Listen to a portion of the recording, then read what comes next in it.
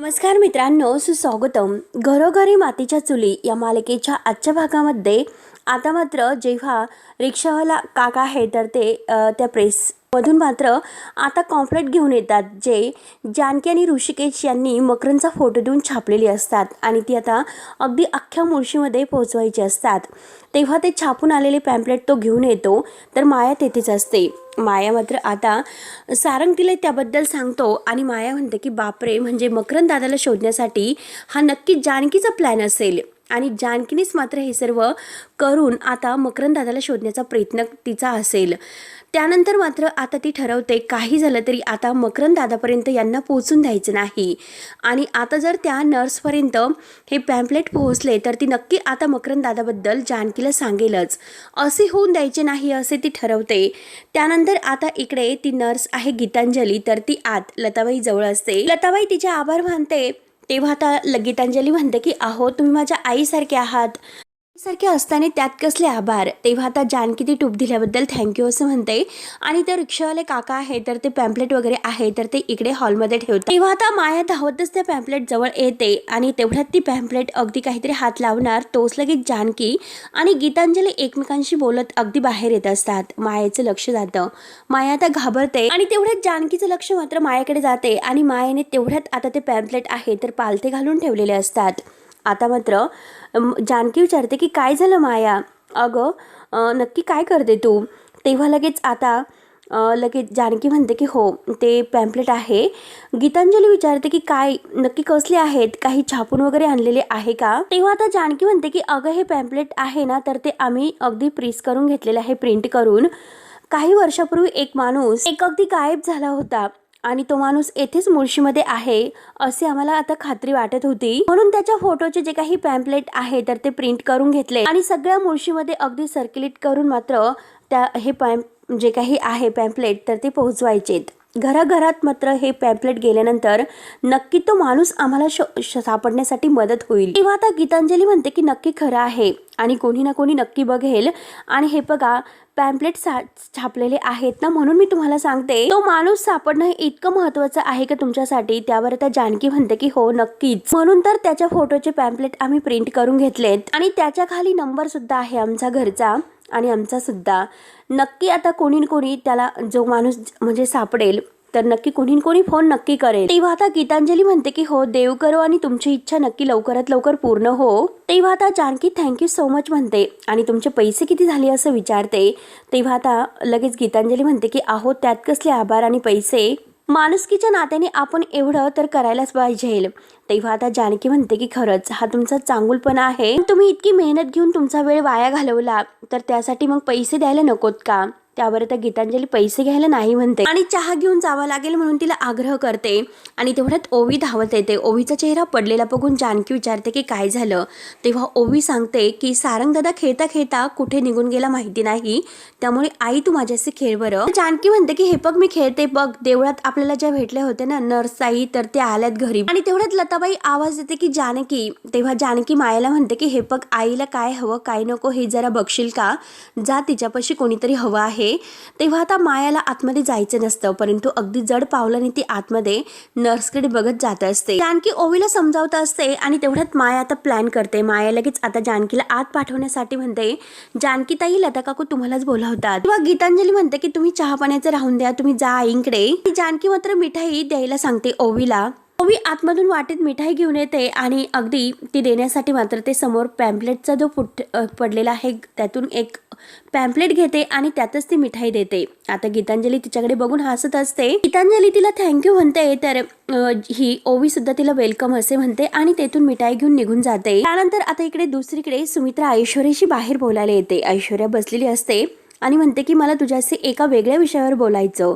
ऐश्वर्या म्हणते की हो बोला. तेव्हा सुमित्रा म्हणते की तू माझी आणि त्या मास्कमॅनची भेट करून देते का. ऐश्वर्या जशी ओळखत नाही असं म्हणून विचारते की कोण मास्कमॅन. सुमित्रा म्हणते की अगं असं काय करतेस, तू ओळखते ना त्याला. आणि ऐश्वर्या म्हणते की मी त्याला असं प्रॉपर नाही ओळखत, कारण तो चेहऱ्यावर मास्क लावून फिरत असतो मित्र म्हणते की हो ना, खरंच नक्कीच त्याने असे काहीतरी काम केलं असेल म्हणून त्याला तोंड लपून फिरावं लागतं. परंतु ते सगळं जाऊन दे, अगं तो मास्कमॅन माझ्या घरावरील कर्ज दूर करू शकेल का गं, असं रडक्या स्वरात मात्र ती आता ऐश्वर्याला विचारते. तेव्हा ऐश्वर्या म्हणते की हो, तू नक्कीच दूर करू शकतो, म्हणूनच मी तुम्हाला ऑफर दिली होती. आणि ऐश्वर्या स्पष्ट म्हणते की मला मात्र स्वतःला त्याला फोन करता येत नाही, तो स्वतः मला फोन करतो, जे ठरवायचं आहे ते स्वतःच ठरवतो. सुमित्रा म्हणते की एक काम कर, जेव्हा त्याचा फोन येईल तेव्हा तू त्याला सांग की मी त्याला भेटायला तयार आहे म्हणून. असं आहे की जानकी जरी माझी वैरी असली तरी सुद्धा माझे लेकरं त्या घरात आहे ग, त्यांना काही त्रास होईल असं व्हायला नको, माझा जीव खरंच अगदी तळमळतो, तू प्लीज करशील ना ग माझ्यासाठी इतकं. तेव्हा ऐश्वर्या हो असं म्हणते. तर आता सुमित्रा म्हणते की हो ना ऐश्वर्या, तू किती गुणी आहेस ग, आणि तसंही मागे मी म्हणाले होते की खरंच तू माझं घर तोडलं म्हणून, परंतु खरंच माझी चूक झालीस ग, पण अगं तुझ्यामुळे आज आमचं घर वाचतं. आणि सुमित्रा तिला म्हणते की तुझं काम कर, आणि ती आज जाते. तेव्हा लगेच आता ऐश्वर्या विचार करते, नक्की ह्या म्हातारीला आता कशासाठी भेटायचं आहे. तर त्यानंतर मात्र आता इकडे गीतांजली नर्स घरी येते आणि जो ओवीने तिला मिठाई दिलेली आहे खाण्यासाठी ती खायला घेते. आणि तेवढ्यात तिचं लक्ष त्या पॅम्पलकडे जातं, त्यात मकरंदचा फोटो असतो. आता मात्र गीतांजली त्याला ओळखते आणि हा तोच माणूस आहे की ज्याच्या ट्रीटमेंटसाठी मी जाते म्हणून. आणि जानकीताई या माणसाला शोधतात म्हणून घाईने ती आता जानकीला फोन करते. तर जानकीचा फोन ओवीकडे असतो. आता लगेच ओवी म्हणते की मी बोलते. तर गीतांजली म्हणते की प्लीज अगं तू आईकडे फोन दे, अगं थोडंसं महत्त्वाचं काम आहे, मला बोलायचं आहे. आणि आता ओवी देते असं म्हणून जायला निघणार, तोच लगेच आता माया येते. माया विचारते की काय झालं, अगं कुणाचा फोन आहे. तेव्हा लगेच आता ओवी सांगते की त्या नर्सचा फोन आहे, गीतांजली नर्स त्यांचा फोन आलेला आहे. तर तेवढ्यात मायाच्या लक्षात येतं की ही गीतांजली नर्स आहे, तर ती दादाची ट्रीटमेंट करत आहे, तीच नर्स आहे. आणि आत्ताच ती इथे येऊन गेली, मग नक्की तिला जानकीशी काय बोलायचं असेल असा ती मनात विचार करते. मग लगेच आता माया म्हणते की हे बघ अगं, तू तर मोबाईलवर गेम खेळत होती, मग आईला जर माहिती झाले तर आई तुला रागवेल, त्यामुळे तू एक काम कर, तिथे लाडू ठेवलेला आहे तो खा, तोपर्यंत मोबाईल माझ्याकडे दे. आता ओवी म्हणते की ठीक आहे, आणि लगेच मोबाईल मात्र ती मायाकडे देते. तेव्हा मात्र आता माया फोन घेते आणि बाजूला येऊन मी जानकी बोलते असं गीतांजलीला म्हणते. तेव्हा आता गीतांजली म्हणते की तुमच्या आवाजाला असं काय झालं. माया जरा ठसका लागण्याचं नाटक करते आणि त्यामुळे जरा आवाज चेंज झाल्याचं वाटतो. तेव्हा आता कशासाठी फोन केला होता असं आता विचारते. आता गीतांजली बोलून जाते की तुम्ही ज्या कागदावर मला मिठाई दिली होती त्या कागदावर जो फोटो होता तो फोटो मी बघितला, आणि हे बघा मी त्याच माणसाची नर्स आहे. आता हे ऐकल्यानंतर मायाला धक्का बसतो. आणि हे बघा मी तुम्हाला तिकडे घेऊन जाऊ शकते, तुम्ही एक काम करा, तुम्ही इकडे माझ्या घरी या, आपण तिकडे जाऊया. तेव्हा आता माया म्हणते की तुम्ही पत्ता पाठवा, मी येते. गीतांजली तिच्या घराचा पत्ता देते. तर आता शेवटी मायाच्याच हातामध्ये आता ही गीतांजलीचा पत्ता सापडतो. आता फोन ठेवल्यानंतर माया ठरवते की अगं हे व्हायला नको होतं. आता जानकी मात्र मकरंद दादापर्यंत पोहोचण्या अगोदर मलाच काहीतरी करावे लागेल. गीतांजली तुम्हाला तुझ्या घराचा पत्ता दिला, परंतु आता मी तुला अशा पत्त्यावर पोहोचवेल की जेथे जानकीच काय तर कोणीच येऊ शकणार नाही. त्यानंतर जानकी मात्र ओवीकडे येते. ओवी मस्त आता रूम मध्ये काहीतरी खात असते आणि जानकी तिला मोबाईल बद्दल विचारते. ओवी आता रागाने म्हणते की मला माहिती नाही. तेव्हा जानकी म्हणते की असं का, म्हणजे या घरात कोणीही तुझ्याशिवाय माझ्या मोबाईलला हात लावत नसतं. जानकी विचारते की तू माझा फोन घेऊन गेम खेळत होती, मग लपाछुपी करू नको, सांग लवकर मोबाईल कुठे आहे. तेव्हा आता ओवी सुद्धा उद्धट सारखं बोलते की अगं मला तुझा फोन माहिती नाही आणि ओरडू नकोस. मात्र ओवी उलट उत्तर देते की मी तुला अगदी सांगितलं तरी सुद्धा सारखे सारखे तेच प्रश्न का विचारतेस असं म्हणते. तर जानकी म्हणते की हे बघ, उलट उत्तर देऊ नकोस, फोन कुठे आहे ते सांग, आणि कोणाकडून हे सर्व बोलायला शिकलीस ग. तर ओवी सुद्धा म्हणते की हो, तुम्ही मोठी माणसं सुद्धा असंच बोलतात, मग तुमच्याकडूनच शिकले. आणि रागात ओवी बाहेर जाते. तर जानकी म्हणते की गेल्या काही दिवसापासून ओवीचं वागणं खूपच बिघडलं, आता मला शांत तिच्याशी एकदा बोलावंच लागेल. त्यानंतर मात्र इकडे माया गीतांजली मात्र ह्या जानकीची वाट पाहत असते आणि त्यांना घर सापडते की नाही याचा विचार करत मी त्यांना अगदी लोकेशन आधी पत्ता पाठवून देते. पण गीतांजली मात्र आता तिचा पत्ता वगैरे पाठवते. तेवढ्यात जानकीला मात्र आता तेथे मोबाईल बेडवरच सापडतो. जानकी म्हणते की नक्की फोन येथे होता, ओवीनेच लपवला असेल. आणि जानकीच्या लक्षात येतं की ओवी गेम खेळत होती आणि ओवी आता खोटं बोलायला शिकलेली आहे, तर हिच्याकडे बघावंच लागेल. तेवढ्यात गीतांजलीचा जो काही मेसेज आहे तर तो जानकी पाहते. माझ्या घराचा पत्ता पाठवलेला आहे, ताई लवकरात लवकर भेटायला या. म्हणून मात्र आता जानकी विचार करते की असा मेसेज तिने का पाठवला असेल, काही प्रॉब्लेम तर झाला नसेल ना. तेवढ्यात माया मात्र आता खिडकीत येते आणि गीतांजलीला बघते आणि खिडकी बंद करून घेते. आणि दरवाजा वाजवते. आता गीतांजलीला असं वाटतं की नक्की जानकीताई आल्या असतील आणि तेवढ्यात मात्र आता फोनसुद्धा वाजत असतो. आता जानकीने फोन केलेला असतो, परंतु आता ही दरवाजा उघडायला बाहेर जाते. दरवाजा उघडते आणि तेवढ्यात मात्र ही माया तिला समोर अगदी हसत असताना दिसते. गीतांजली घाबरते. तेव्हा आता गीतांजली विचारते की तुम्ही इथे कशा? तुम्ही तर अगदी जानकीताईंच्या घरात होतात. व माया म्हणते की हो, तुम्ही त्यांना कॉल केला होतात ना, त्यांनीच मला पाठवलेला आहे. मी आतमध्ये येऊ का? तेव्हा लगेच आता नर्स तिला आतमध्ये बोलावते आणि माया विचारते की जानकीताई म्हणाल्यात काहीतरी अर्जंट आहे. मग काय अर्जंट होतं? तेव्हा आता ही गीतांजली विचारते की त्या स्वतः येणार होत्यात ना? माया खोटं बोलते. माया म्हणते की ओवीचा अभ्यास घेत होत्या आणि म्हणून त्यांनी मला येण्यासाठी सांगितले होते. आता गीतांजली म्हणते की मला पाणी मिळेल का? कारण आता चालत आले ना, त्यामुळे खूप तहान लागली होती. तेवढ्यात मात्र आता गीतांजली पाणी आणायला आत जाते आणि आता ही माया उठून ते पॅम्पलेट बघते. आता जानकीला वाटतं की अजून सुद्धा काही कॉलबॅक आलेला नाही, मी पुन्हा कॉलबॅक करते. म्हणून जानकी पुन्हा गीतांजलीला फोन करते आणि माया समोरच पाणी पित असते. परंतु आता ही गीतांजली घाबरतच फोन उचलत नसते. आता जानकी विचार करते की काय झालं असेल, फोन का उचलत नसेल. गीतांजली म्हणते की जानकीताईंनी यांना पाठवलं तर ते मला फोन का करत असतील. आणि माया हे सर्व ऐकते. माया लगेच आता दरवाजा बंद करून घेते आणि दरवाजा बंद करून घेऊन तेथील एक टॉवेल घेते आणि टॉवेलने मात्र आता लगेच त्या नर्सचा गळा दाबते. अगदी जोरजोराने गळा दाबत असते आणि म्हणते की जानकीला गोष्टी माहीत करून घेण्याची घाई झालेली असते. असे म्हणून मात्र आता जोरजोराने त्या बिचारीचा गळा दाबत असते. तिला मारण्याचा कट तिने रचलेला असतो आणि मारत असते. नंतर आता इकडे जानकीला खूप टेन्शन येते की नक्की आता मी तिला फोन करत आहे तर नर्स का फोन उचलत नसतील आणि अरे देवा, काही प्रॉब्लेम तर झाला नसेल ना, म्हणून जानकीला आता टेन्शन येते. पण जानकी आता विचार करते की आता नक्की मी जाते आणि भेटूनच येते, शिवाय मला काही कळणार नाही. तोपर्यंत मायाने इकडे गळा दाबून आता हिला मारलेलं असतं आणि तेवढ्यात मात्र तिला समोर एक आता मोठा ड्रम दिसतो पाण्याचा आणि त्या पाण्याच्या ड्रम मध्ये मात्र ती ह्या गीतांजलीला उचलते आणि तिला टाकते.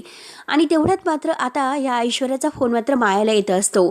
माया आता घाईने फोन उचलते आणि ऐश्वर्याला म्हणते की जे कामाचं आहे ते पटकन बोल, माझ्याकडे वेळ नाही.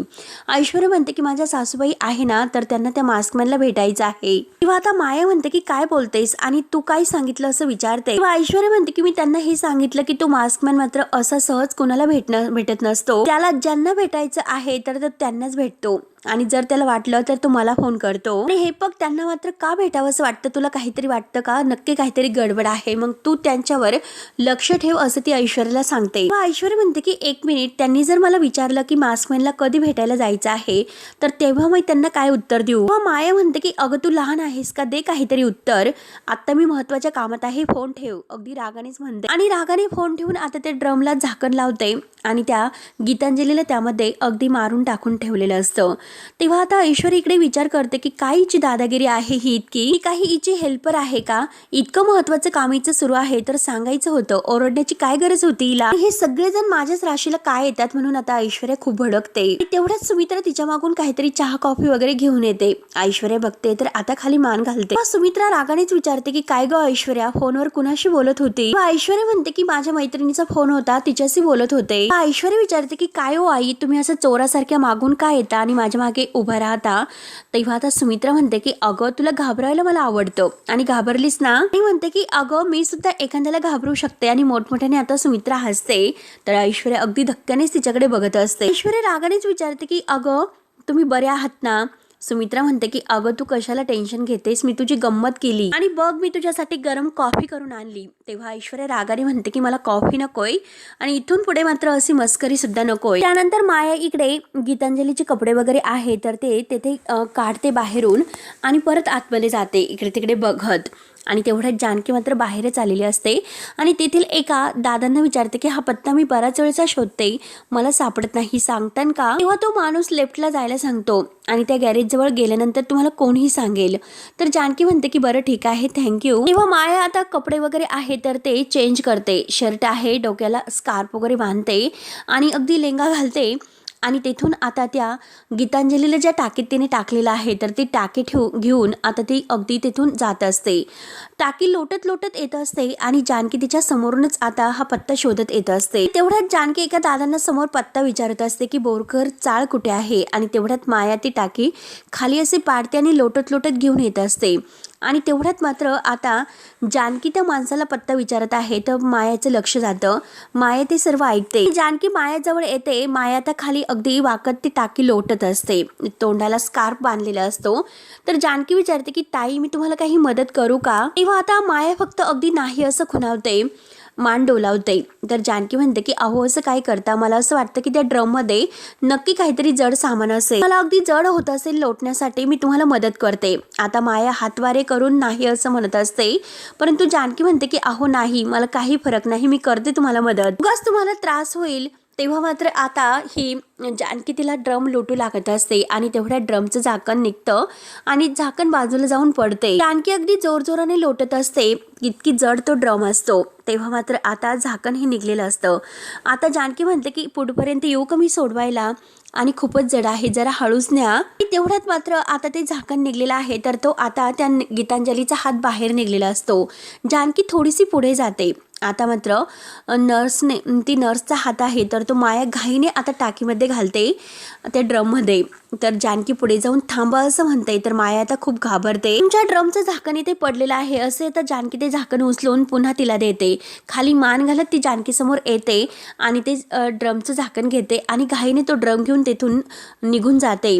आणि तेवढ्यात आता जानकी इकडे आत येते. जानकीला थोडासा काहीतरी संशय आलेला असतो आणि इकडे गीतांजलीच्या रूममध्ये जेव्हा येते तर तेव्हा सगळंच जे काही सामान आहे ते अस्तव्यस्त इकडे तिकडे पसरलेलं असतं. आणखी गीतांजली म्हणून आवाज देते. तेव्हा जानकी विचार करते की हिचं सामान असं अस्तव्यस्त का पडलेलं असेल, म्हणून जानकी पुन्हा गीतांजली आवाज देते आणि कुठे गेली असेल ही दार उघडं ठेवून असं विचार करते. म्हणून जानकी फोन करते तर तिचा फोन तेथेच वाजत असतो. जानकी मात्र फोन उचलते आणि हिचं सामान सुद्धा ते अस्तव्यस्त पसरलेलं आहे आणि मोबाईल सुद्धा येतेच आहे. कुठे गेली असेल ही अशी की शेजाऱ्या पाजाऱ्यांना विचारावं लागेल, म्हणून जानकी बघायला जाते. तोच तिला ते पॅम्पलेट तेथे समोर दिसतं आणि जानकी लगेच घाईने ते पॅम्पलेट उचलते आणि हे आम्ही प्रिंट केलेलं आहे आणि आतापर्यंत आम्ही ते कुणाला दिलं नाही, परंतु ते येथे आले कसे असे आता जानकी विचार करते. जानकीला आता खूप टेन्शन येते. त्यानंतर आता इकडे सुमित्रा ही मटाराच्या शेंगा म्हणजे निसत असते आणि तेवढ्यात आता ऐश्वर्याला वाटतं की आज घरामध्ये मटाराची भाजी आहे म्हणून ती काहीतरी भाजी दुसरी ऑर्डर करायला फोन घेते. सुमित्रा म्हणते की आता हे मी सांगितलं की घरामध्ये मटाराची भाजी आहे आणि तीच खायची आहे. ऐश्वर्या म्हणते की सासूबाई अहो काहीतरी स्पेशल माझ्यासाठी आज तुम्ही बनवलं पाहिजे. सुमित्रा विचारते की का ग? तर ऐश्वर्या म्हणते की अगं तुम्हाला मास्कमॅनला भेटायचं होतं ना, मी आज तुमची भेट घडून आणणार आहे. तर हे ऐकून सुमित्राला तर आनंदच होतो. सुमित्रा म्हणते की खरं बोलतेस की काय? तेव्हा ऐश्वर्या म्हणते की जरा हळूच बोला, त्याचा मला फोन आला होता आणि आपल्याला मात्र त्याला उद्या भेटायला जायचं आहे. आपण त्याला भेटायला जातो हे कुणाला सांगायचं नाही. मित्र म्हणते की नक्की कुणालाच सांगणार नाही. मला आता एका गोष्टीचं खूप कौतुक वाटतं ऐश्वर्या तुझं, माझ्या तोंडातून शब्द बाहेर पडला आणि तू लगेच ऐकलंस. ऐश्वर्या पुन्हा विचारते की तुम्ही नक्की कुणाला सांगणार नाही ना? सुमित्रा म्हणते की नाही, तू एकदम अशी निर्धार राहा. तेव्हा ऐश्वर्या लगेच मनात म्हणते की तुम्ही माझा शब्द पाळायला इथे आलात की जानकीचा, याचा अंदाज मला घ्यायचा आहे आणि नेमकं कुणाच्या बाजूने तुम्ही आहात हे मला कळेलच आता, असे मनात म्हणत असते. तेव्हा सुमित्रा म्हणते की अगं तू आजची वेळ का मागून घेतली नाही भेटायला? तेव्हा ऐश्वर्या म्हणते की आता आजची का दिवस त्याला खूप महत्वाची काम असतात. त्यानंतर आता इकडे जानकी घरी येते. जानकीला खूप टेन्शन आलेलं असतं आणि ऋषिकेशला ती सर्व काही सांगते. तेव्हा आता जानकी म्हणते की हो ऋषिकेश, कारण मी जेव्हा तिच्या घरी गेले तेव्हा तिच्या मोबाईलवर माझे 3-4 मिस कॉल होते आणि हे बघा जेव्हा मी घरी गेले तर तिचा दरवाजा वगैरे उघडा होता, सामान अस्तव्यस्त पसरलेलं होतं आणि तोच मी विचार करत होते, तिचे मेसेज वगैरे बघितले आणि तेव्हा ते नक्की काय झालं असेल आणि तेवढ्यात मला हे पॅम्पलेट तेथे सापडले. ऋषिकेशला ती ते पॅम्पलेट दाखवते. आता ऋषिकेश म्हणतो की जानकी अजूनपर्यंत आपण पॅम्पलेट कोणाला वाटलेले नाही, पण तिच्यापर्यंत हे कसं पॅम्पलेट पोहोचले तर? तेव्हा आता जानकी म्हणते की मलाच माहिती नाही ऋषिकेश हे सर्व कसे झाले. तेवढ्यात जानकीला आठवते. जानकी म्हणते की मी जेव्हा आईकडे गेले तर ओवीला मी मिठाई देण्यासाठी सांगितली होती नर्सला आणि ओवीने मात्र ही जी मिठाई आहे तर ती ह्या पॅम्पलेटमध्ये तर बांधून दिली नसेल ना, आणि घरी गेल्यानंतर मात्र जेव्हा तिने हे पॅम्पलेट बघितलं असेल आणि तेव्हाच तिला काहीतरी मला सांगायचं असेल. तेव्हा ऋषिकेश म्हणतो की कदाचित मकरंदबद्दलच तिला काहीतरी बोलायचं असेल, म्हणजे याचा अर्थ असा होतो की ती मकरंदला ओळखते म्हणून. तेव्हा जानकी म्हणते की हो ती मकरंदला ओळखते. ऋषिकेश विचारतो की कशावरून?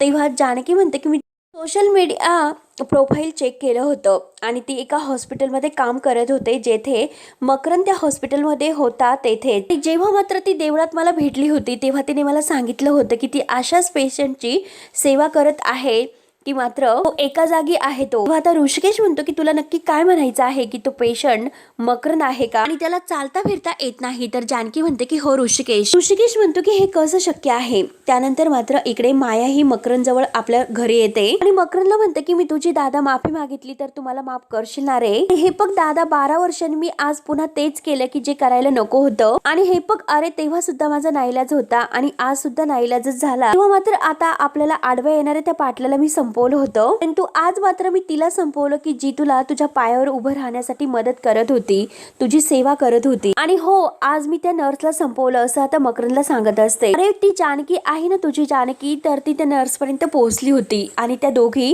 तुझ्यापर्यंत पोहोचल्या असत्या, म्हणून हे सर्व पाऊल मला उचलावं लागले. आणि दादा, तुला तर माहिती आहे की तुला दिलेला शब्द पाळण्यासाठी मी काही पण करू शकते. मला मात्र जानकीच्या गळ्यामध्ये तुझ्या नावाचं मंगळसूत्र बघायचं आहे आणि त्यासाठी मात्र मला एक वेगळा खेळ खेळावा लागेल. त्याची सुरुवात मी अगोदरच केलेली आहे. तर माया मकरंदच्या मांडीवर डोकं ठेवून आता अगदी खुश होत असते आणि प्लॅनची आखणी करत असते. त्यानंतर आता इकडे अवंतिकाला तर खूप टेन्शन आलेलं असतं. रूम मध्येच बसून असते आणि सौमित्र तिच्यासाठी कॉफी वगैरे घेऊन येतो आणि तिला पिय असं म्हणतो. तेव्हा अवंतिका म्हणते की मला काही नकोय. आणि अवंतिका, तूच त्या गोष्टीला सोडून दे, इतका विचार करू नकोस. अवंतिका म्हणते की नाही, आता मात्र इतकं सिरियस म्हणूनच आपल्याला विचार करावा लागेल. तो मास्कमॅन नक्की आपल्याला भेटायला का बोलावतो आणि त्याच्या डोक्यामध्ये नक्की काय आहे हे आपल्याला माहिती करून घ्यावंच लागेल. आणि तेवढ्यात मास्कमॅनचा अननोन नंबरवरून मेसेज येतो. तर अवंतिका ही सौमित्रला दाखवते. तर लगेच आता सौमित्र अवंतिकाच्या हातातून मोबाईल घेतो, बाजूला टाकतो आणि म्हणतो की हे बघ, याच्याकडे जरा इग्नोर कर. अवंतिका ऐकायला तयार नसते, कारण तुझ्या जीवाची धमकी त्याने मला दिलेली आहे, त्यामुळे मी त्याला भेटायला जाणार म्हणजे जाणारच. आणि अवंतिका पुन्हा आपला मोबाईल घेते. तर सौमित्र म्हणतो की अवंतिका, तू त्या मास्कमॅनला नाही भेटणार. आणि हे बघ, अशा गोष्टी आपण ऋषिकेश दादा आणि जानकी बहिणी यांना सांगून करूयात. नक्की काय म्हणतात ते अगदी त्यांना विचारूयात. तेव्हा अवंतिका म्हणते की सौमी, अरे तुला का कळत नाही. सौमित्र म्हणतो की आपण त्या मास्कमॅनला पकडू शकतो. अवंतिका म्हणते की नाही, इतक्या वर्षापासून तो आपल्याला त्रास देतो, आपण काही करू शकलो का. नाही ना. अरे पकडणं सोडून दे, परंतु तो काही अगदी कोण आहे हे सुद्धा माहिती नाही. तर सौमित्र म्हणतो की अवंतिका, तो पास्ट होता. तेव्हा आता लगेच अवंतिका म्हणते की जानकी बहिणी सांगतात म्हणून. सौमित्र म्हणतो की नाही, त्या पास्टमध्ये मी सुद्धा होतो. आणि अवंतिका त्यावेळेस तो सुद्धा मुळशीमध्ये होती, त्यामुळे जानकी बहिणीला वाटतं की तो मकरंद आहे म्हणून आणि त्याने मला आता भेटायला बोलावलेला आहे. मागच्या वेळेस मात्र तुझा जीव वाचला होता, आता मात्र मी इतकी मोठी रिस्क नाही घेऊ शकत, त्यामुळे मी त्याला भेटायला तयार आहे. तो घरापर्यंत येऊ शकतो, त्यामुळे तो काही पण करू शकतो. अरे सोमी, तुला हे का कळत नाही. म्हणून अवंतिका खूप टेन्शनमध्ये आलेली असते. सौमित्र म्हणतो की तू त्याला इतकं घाबरू नकोस. तर अवंतिका त्याचा हात पकडते आणि तुझं माझ्यावर प्रेम आहे का. तर सौमित्र म्हणतो की असं का विचारतेस. अगं, माझं तुझ्यावर प्रेम आहे. अवंतिका म्हणते की चल मग आपण दोघेही त्या मास्कमॅनला भेटायला जातोय, ते पण कुणाला न सांगता. आणि ते दोघेही जायला निघतात. आणि तेवढ्या सारंग आणि सौमित्र आणि अवंतिका या दोघांना आवाज देतो की दादा वहिनी. सौमित्र आणि अवंतिका एकमेकांकडे बघत असतात. सारंग त्यांच्याजवळ धावतच येतो आणि सारंग त्या दोघांना मायाला कुठे बघितलं का असं विचारतो. तेव्हा अवंतिका म्हणते की नाही भाऊजी, माया कुठे आहे आम्हाला माहिती नाही. परंतु आता लगेच ती घाईने सौमित्रला चल असं म्हणते. सारंग विचारतो की काय झालं वहिनी, इतके घाईत का आहेस. तेव्हा सौमित्र आणि अवंतिका दोघेही सारंगला म्हणतात की आम्हाला खरंच उशीर होतोय, आम्हाला निघावं लागेल. आणि सौमित्र आतमध्ये जायला सांगतो. सारंग म्हणतो की अरे दादा, तू माझ्यावर काय इतकं रागवतोस. आणि तेवढ्यात अवंतिका म्हणते की मला माझ्या वडिलांना भेटायला जायचं आहे.